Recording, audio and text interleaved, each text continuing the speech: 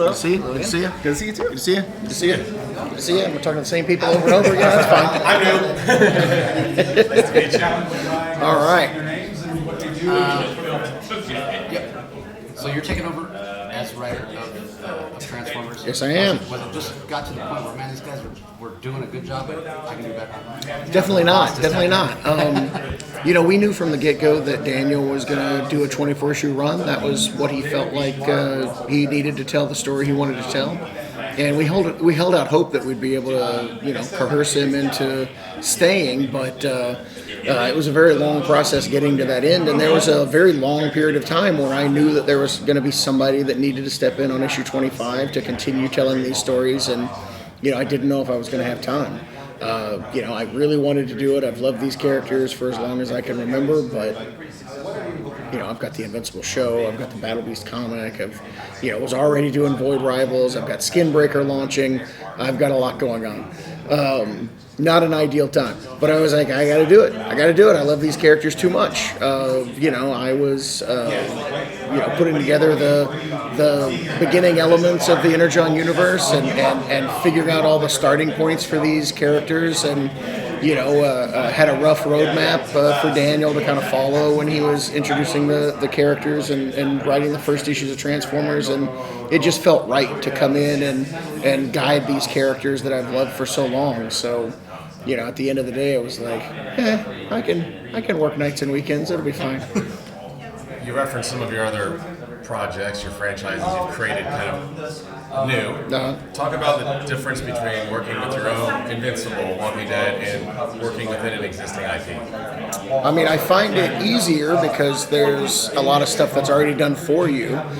They're not entirely different because with Transformers and Void Rivals and all the Energon Universe books, we're trying to present these characters in a new light, tell different stories with them, come at these characters from angles you wouldn't expect, and really kind of, present them in a different way. So we're trying to drill down to the new in all of the storytelling that we're trying to do, and so in a lot of ways it is kind of like an original creator-owned thing. And I think the secret sauce of the Energon universe, if I can reveal our internal secrets a little bit, is that we are always trying to find people that will treat these books as if they were their cherished creator-owned project. I think that's true of what Daniel was doing, what Josh is doing, and definitely all the array of artists that are working on the books. And it's definitely true of me. We take these books as seriously, and we put every bit as much effort into these books as we would if they were our creations. So yeah. You've had a lot of properties turned into toys already, but did it hit a little different seeing your Void Rival creation, seeing a box with Jetfire of this property that's been around for 40 years? Like, I would lose my mind on that. It's definitely very bizarre, strange, and surreal. It's like Walking Dead is such a blur. It's like I can't even remember the first time I saw a toy of stuff that I had done. It might have even been Invincible Hero Clicks, like so long ago. But yeah, I don't know. Like, it is different. Void Rivals was something that Lorenzo De Felici and I created to feel as if it could have existed in the 80s and existed alongside G.I. Joe and Transformers from the beginning. And to see them in the 3 1/4 inch like O-ring figures, the way those old G.I. Joe figures were, and to have it next to Jetfire, which was one of my favorites growing up, which is why I used him in the story, is really just, I don't know. It's definitely another pinnacle moment in a lifetime that has had far too many, and I feel really fortunate to have experienced it. But yeah, it really does mean a lot to me to see these characters interacting. Void Rivals 25 is bringing the Quintesson War. Would you say that the series has been building up to this moment? Yeah, I think that from issue 3 on, in issue 3 we introduced a Quintesson prosecutor in Skuxoid's ship, and that could have seemed like a little Easter egg, but it kind of set us on this journey that kept having us see Quintessons and experience Quintessons like as the series progressed. And I think once we started revealing the inner workings and origins of the Sacred Ring and how it ties into Cybertronian lore, it came a little bit more clear that there was a lot more going on here, and a lot of it was involving the history of the Quintessons, and yeah, to a certain extent, it has very much been building up to this storyline from the very beginning. But I will say that being said, it's not like this is an ending that we're reaching.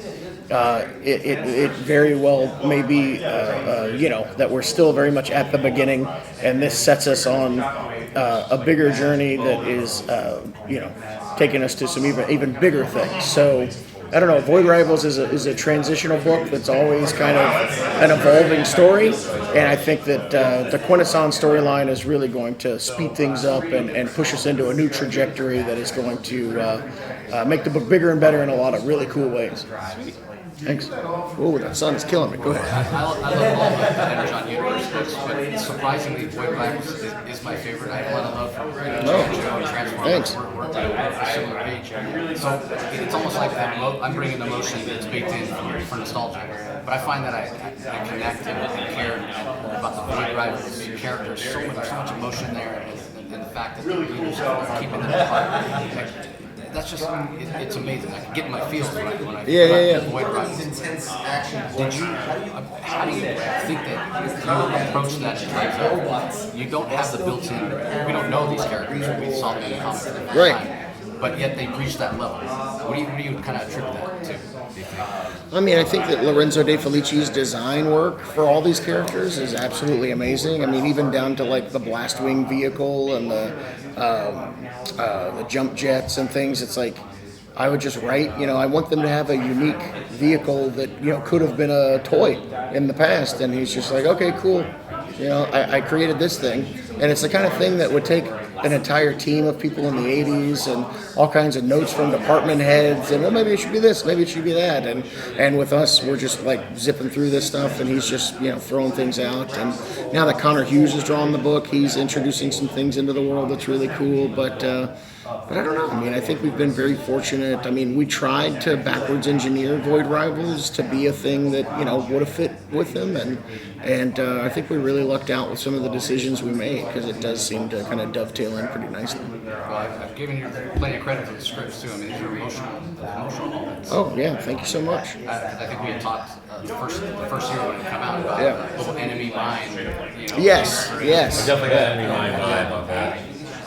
One of the things I like about Void Rivals is how you slide in Transformers, but they feel like they were the ones that were supposed to be there. You don't have Optimus hanging out. What are your touch points from Transformers culture that you're trying to work through? Because there's been a lot of shows, a lot of movies and versions. Like, what is your Transformers that you're kind of channeling? I mean, I don't know. I was into Transformers from day one. I think that having the, seeing the Autobots on Earth and all that kind of stuff was always very cool. I think that the Transformers movie in 1986 really kind of kicked things off for me in a different way. Did it scar you like it scarred me? I mean, I think that you can see those scars in all of my work. I mean, I was 8 years old when I witnessed Optimus Prime's death in a movie theater. It was crazy. And everything about what I want from storytelling can be traced back to that movie, because I want to feel that experience. I want to, have things happen that I could never have anticipated in everything that I experienced. And so that's what I try to do in my storytelling. But I don't know, after that movie, I feel like that season 3 stuff that introduced all the sci-fi characters and had more aliens and space stuff and weirdness was, the more sci-fi element of it was just really, really cool. And so I think that's why you can see that stuff cropping up the most in Void Rivals. Yeah. But I like all eras of Transformers, so... you want to share your announcement that you shared at the panel today about who's coming to... Oh, yeah. I mean, I'm a huge fan of Transformers Animated, so we've announced today at the panel that Bulkhead is going to be a new character entering in Transformers 25. So and we'll see, more characters like that as we go on that didn't necessarily interact with the G1 characters, in that specific storyline. So, and it'll show that, the Energon universe really is going to be an amalgam of so many different elements to these characters' lore that have existed, for many, many years. So it seems like in a lot of your work it's very similar themes: Walking Dead, Skinbreakers, and Void Rival. Sure. Void Rivals is all building off like a society or trying a new direction out of utter crap. Okay, cool. Yeah, right. Like they do kind of have a very similar like concept. Is that something that you think about, or is that just like an interesting topic to you? Well, I mean, I think you could am I happy with where, from my perspective, it appears society is going? Not really. I think that there's a lot of things going on in the world that are not ideal, and so when you're writing fiction, you tend to want to do things that are more positive than your experience, to play off what people are experiencing, give them kind of hope. I'm trying to write hopeful stories, so I think anyone who is trying to make the world a better place, I think is, that's a worthwhile endeavor, and I think those are worthwhile stories to tell.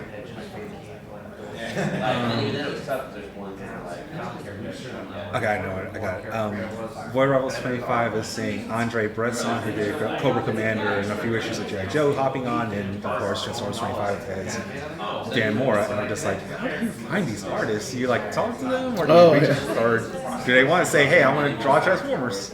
Yeah, I mean, we get to know all the artists that we work with, and we end up building some kind of a form of a Rolodex where it's like, okay, like who does good action, who does this, who can tell great emotional stories, who does good world building, and we're able to contact them and say, okay, now we need this in the book, or we need that in the book, or things like that. But and it's really just we get to know these people, and we really respect them, and we know that they can do great work, and so anytime that they're available, we try to find something for them. I think that's the case with Andre.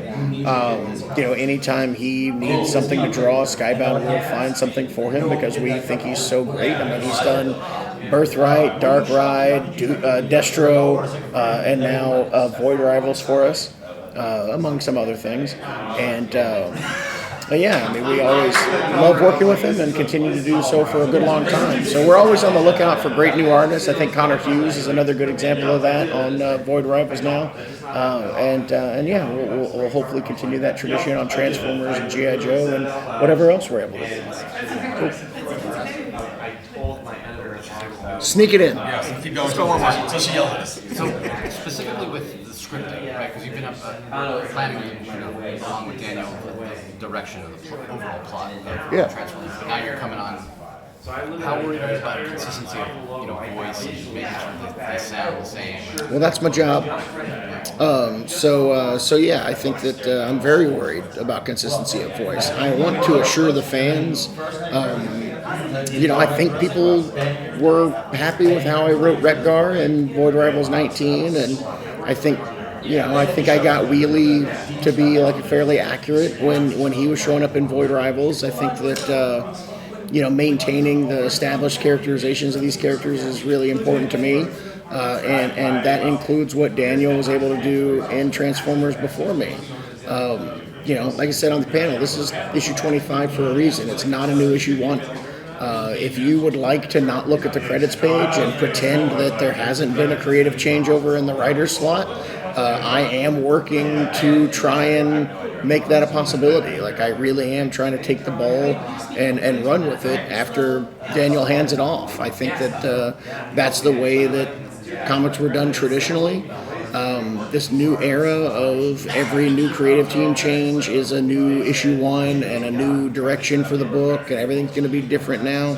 I think is not ideal. Some cases it's great, some cases it's not. But I think having a consistency to the run and if a creative team can't write 300 issues, I think the creative teams should put an effort into making sure that those issues are as cohesive as possible. And so that's something that I spend a tremendous amount of time maintaining, because it's something that would be really, really important to me as a fan. And so that's going to make me put the extra time in to make sure that it happens. Cool. Thank you. Thank you.